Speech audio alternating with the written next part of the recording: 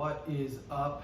I am redoing my bag system here, and I thought it'd be a good time with everything unpacked to kind of go through it. For all of 2020, I had an inch bag, aka I'm never coming home. I had a bug out bag, which was in the trunk of my car, so it doubled up as a get home bag. And then I had like a everyday carry kind of small thing I kept in my glove compartment in case I got in a car accident or shot or something. So the problem with having a bug out bag and an inch bag is that a lot of items you have to buy twice, and that's just really expensive. And the other thing is I'm constantly figuring out what to put in what bag. So, you know, I have the bug out bag. I can survive out there for 72 or more hours. But in reality, if I was able to come home first and then bug out, I'm stuck sitting on the ground, switching out things for things I much prefer.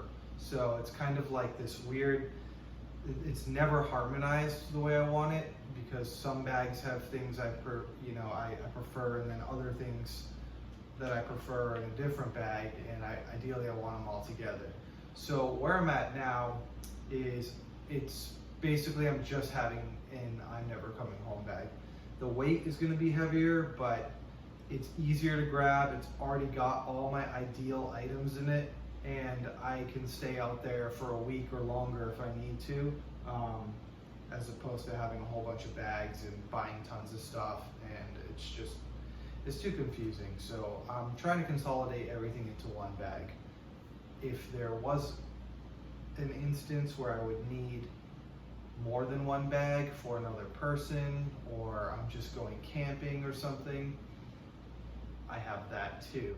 And then that way, the things that are non-essential or supplemental, such as winter items like gloves or an axe or a hatchet, I can add. Or just camping, I could take items like, you know, fuel for miniature stove and whatnot. Or I could just put together a bag quickly for another family member or friend in case of a stuff hits the fan situation. I do a lot of camping, so I also just want a bag that I can bring camping with me, because I can practice the skills I need for bugging out, but I also can have fun camping. That's another reason I wanted everything in one bag. So without further ado, to save space, I'll start with my shelter system. Every place I live, it changes. So now that I'm in North Carolina, there's a lot of creepy crawlies on the ground.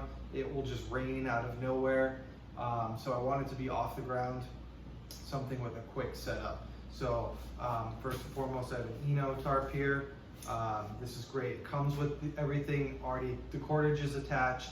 The stakes come with it.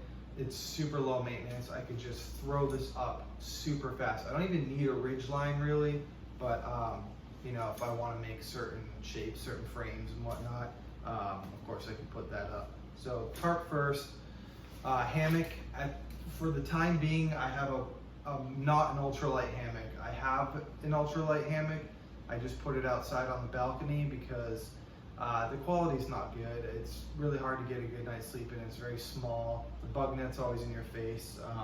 I did a kind of a review on this one.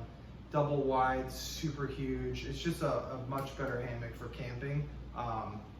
So again, I'd consider putting the smaller one in a bug out situation, but for now this isn't killing my back or anything.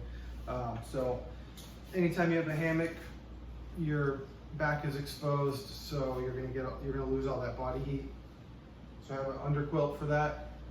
Even the underquilt and the hammock together,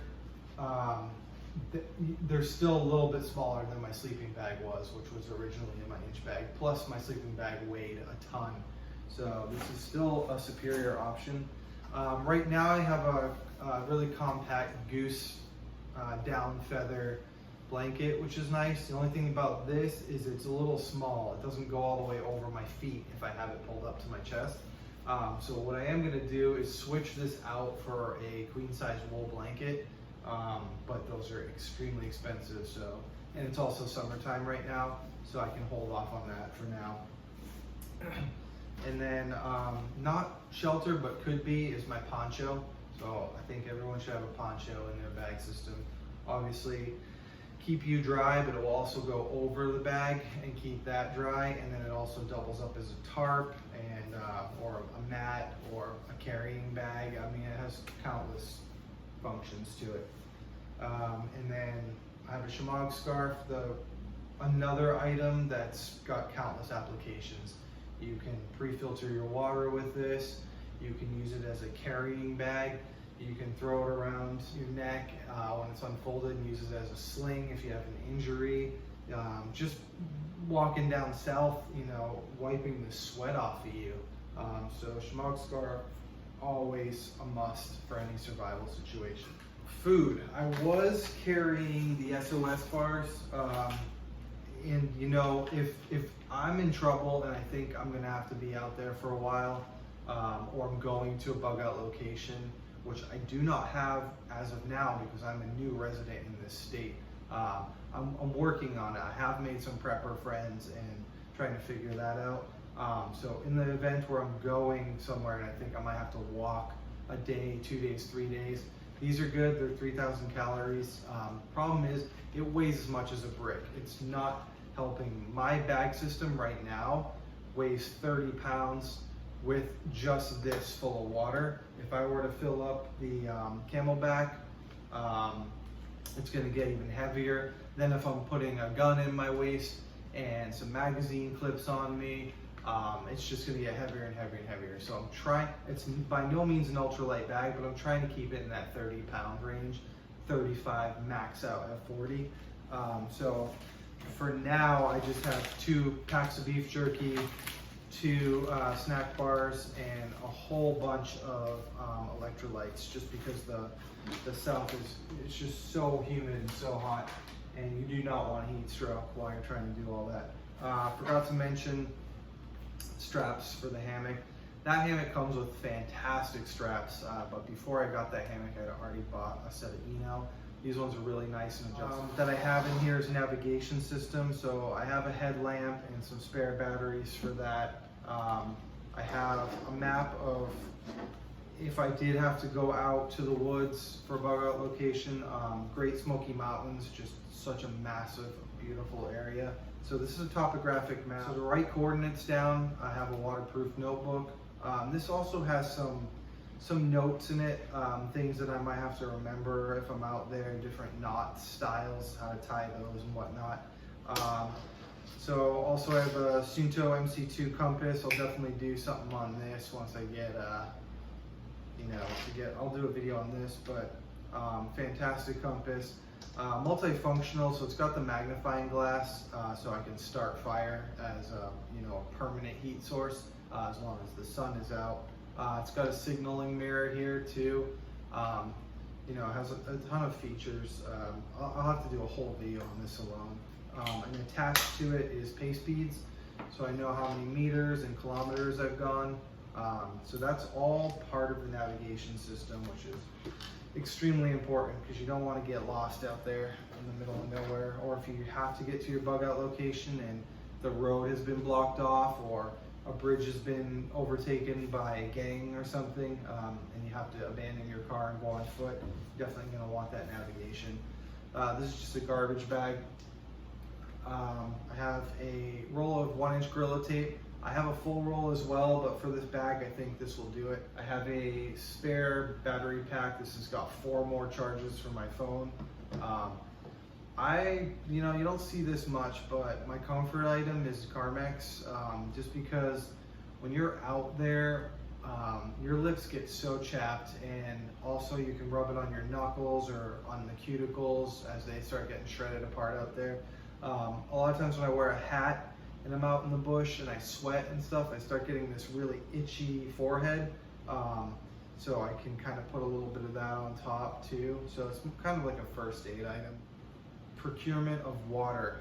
So for fire and water, you want 3 ways at a minimum. So First thing I got here is my Pathfinder Survival water bottle. This is single walled. So those, those ones that keep your coffee hot and your drinks cold at the grocery store, those will actually expand and explode on a fire. It's very dangerous. So you really want to get a single walled one. You can just put that into the fire and that will boil your water for you. It comes with a nesting cup, which is fantastic because I can make food in this and boil my water. I could also use this to carry sticks in. It's got a lid, so I can actually make char material in here as well. I think the way that they do it at the Pathfinder Survival School is they'll take really punky wood, like I grabbed in that last video, and they'll pop it in here, and then they'll put this over as a lid and put it in the fire, and that will actually create the char cloth or the char wood. So this is just a great item, and it's as with everything that Canterbury comes out with, it's multifunctional, which is really cool. So there's your boil method for the water. Second, water procurement, water purification tablets. So these are going to be something you pop in that, you fill up your Camelback full of water from a stream. You're not going to want to get cholera or something like that, so salmonella, whatnot. So you pop your tablet in there for about a half hour, and then you can drink that water. Third is going to be my Sawyer Mini. I think this is superior to the Life Straw, although I hear the Sawyer Squeeze is superior to this. But if you want a Life Straw, it comes with this attachment. You can still make it that way. But if you don't want to be down in wormy water, and you don't want to be limited to accessing directly from the water system, you can just fill your squeeze bag up, and then this will attach to the top of it. And so you can go ahead and drink it that way. When you need to flush out, it comes with a syringe. You can flush it back out to clean that filter out. So this filter should last 100,000 gallons. I don't know any other filter that does that much. So extremely reliable. A lot of people put these on a smart water bottle, which is great, but those things are large. It's bigger than this thing. So I prefer to roll it up in the squeeze here, take all the parts.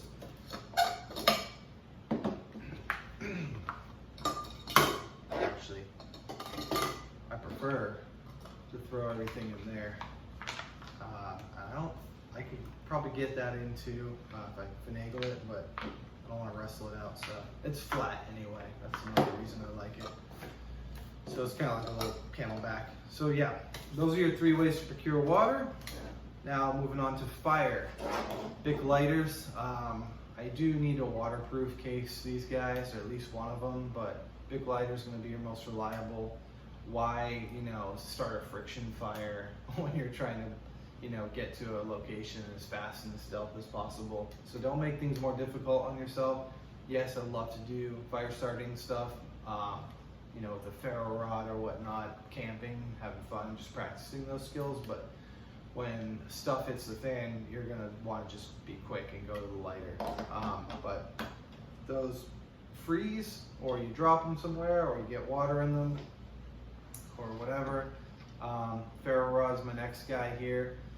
This will last far, far longer than these. These will run out of fuel eventually. This will go on and on and on.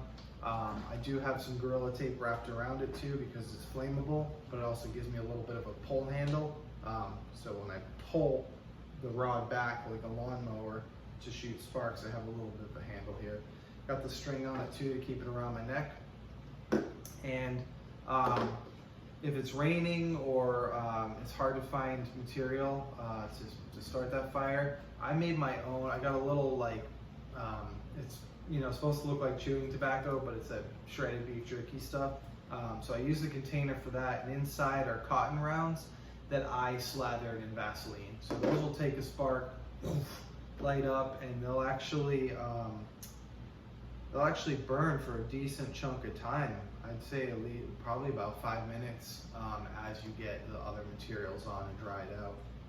So they're just homemade, but it's cheap. And then the third way of making fire, as we saw on the compass, that magnifying glass will make fire too. Just in case though, I also have this flat like wallet magnifying glass. That's always going to be with me wherever I go. So this will run out fastest. This will run out much slower, but eventually will run out. This will never run out as long as we have the sun. Got a spare pair of socks in here too. You want to have your socks on while you're hiking. When you go to bed at night, you want to wear a different pair of socks. Nice pair of wool ones is good. Next up is first aid. I don't really want to unpack all this. I have a SAM splint in here. I have a tourniquet. I have a decompression needle in case your lung starts collapsing, if you get shot. I have chest wound seals in there. I have gauze. I have all kinds of stuff for first aid. I also have an emergency whistle in there. So you can use your mirror for signaling. You can also use your whistle. So first aid. Next up is your cutting tools. So I have a Gerber multi-tool here. Really great. You need one of these. You need the pliers. They'll cut wire. They'll pull a fish hook out of your skin if you get it stuck in there. They'll open it. You got a can opener, all kinds of stuff in here. Another miniature knife and saw.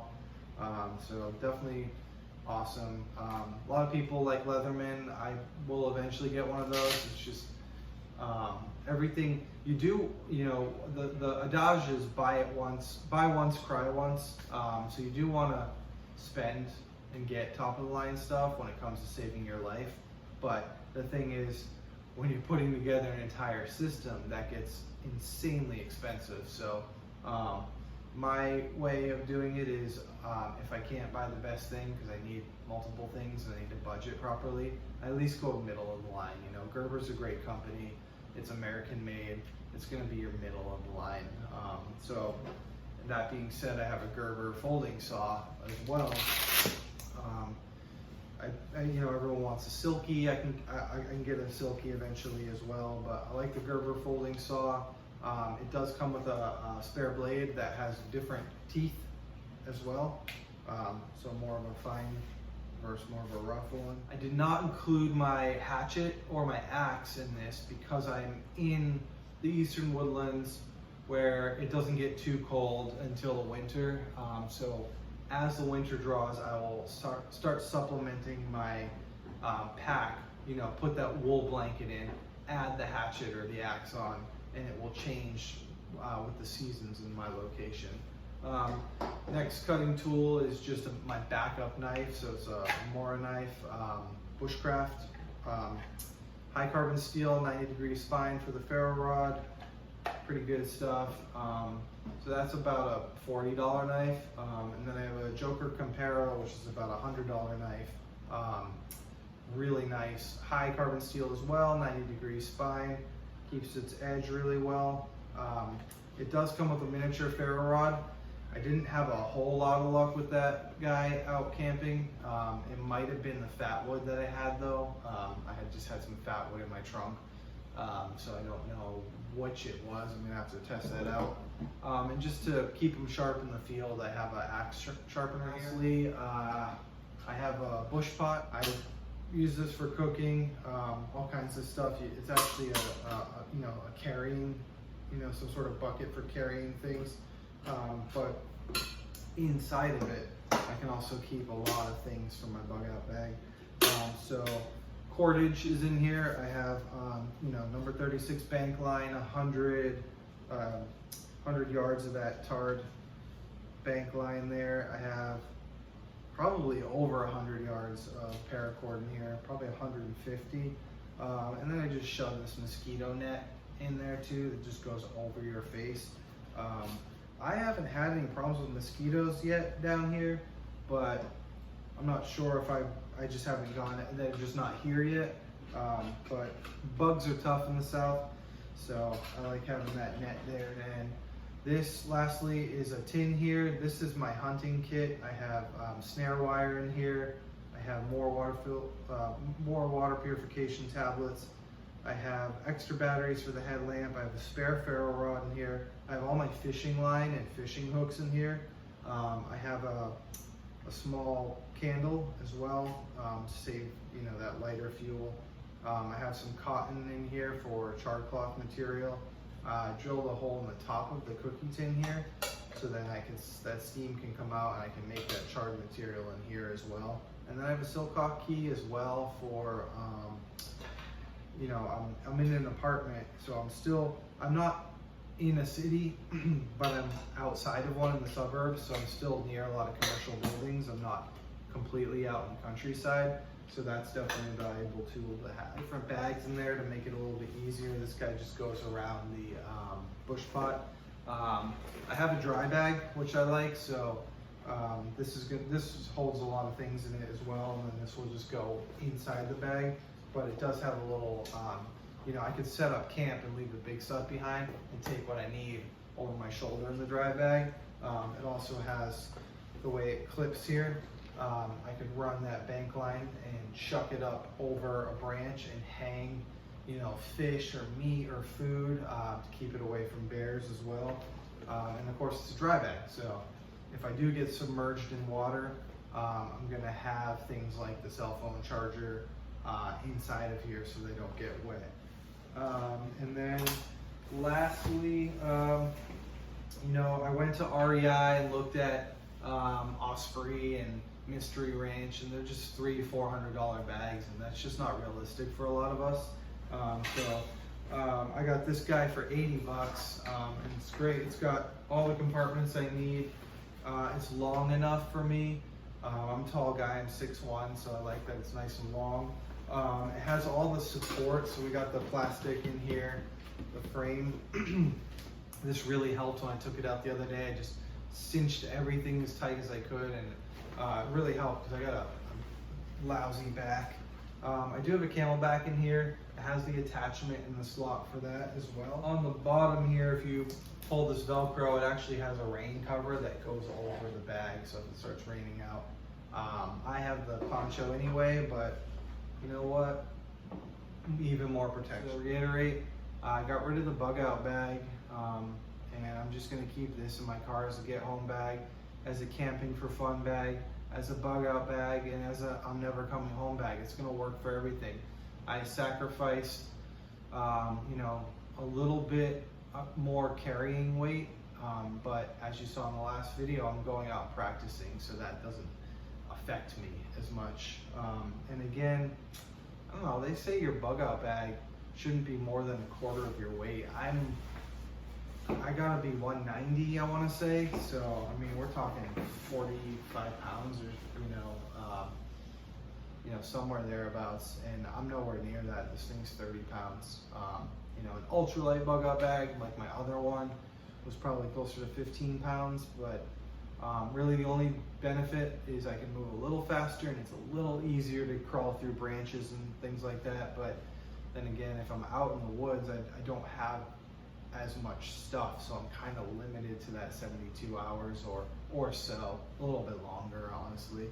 But with this, I can stay out there for, I mean, a long time, as long as I can get game and I don't have any injuries. I can stay out there for a while. I don't recommend that plan though. The plan of going out in the woods and trying to survive on your own is kind of stupid. Even professionals you see on TV shows, they really have a hard time even making it 90 days out there. So it's best to go to your bug out location. I'm just, like I said, I don't have one yet. I'm working on it, and I don't have a community either. I'm new to this state, so right now I'm sort of forced into that plan of going out into the woods and being the lone wolf. I'm not romanticizing that at all. It's a terrible idea, but it's the best idea for me where I stand right now, which had a lot to do with why I decided to do this bag system. But that's it. Thanks for checking it out.